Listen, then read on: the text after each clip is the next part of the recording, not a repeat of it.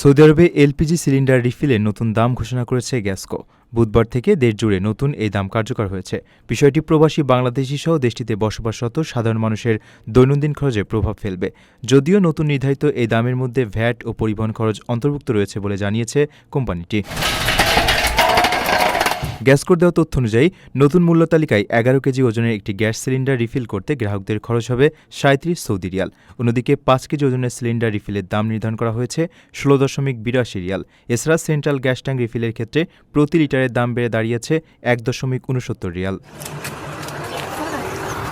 চলতি বছরের জানুয়ারি মাসে গ্যাসকো সৌদি জুড়ে এলপিজির একটি অভিন্ন দাম নির্ধারণ করেছিল।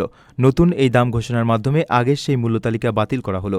আগের মূল্য তালিকায় ১১ কেজি সিলিন্ডার রিফিল করতে খরচ হতো ২৬.২৩ রিয়াল এবং ৫ কেজি সিলিন্ডারের দাম ছিল ১১.৯৩ রিয়াল। আর সেন্ট্রাল গ্যাস ট্যাঙ্ক রিফিলের ক্ষেত্রে প্রতি লিটারের দাম ছিল ১.১৭৭০ রিয়াল।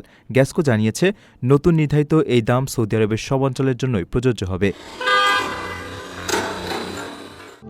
প্রবাসীদের জন্য নির্মাণ হচ্ছে দেশের প্রথম স্মার্ট সিটি, যেখানে থাকছে স্কুল, মসজিদ, হাসপাতাল, সুইমিং পুল, হেলিপ্যাড, পাঠাগার, জিম, সুপারমার্কেট, শিশু পার্ক সহ সকল নাগরিক সুবিধা।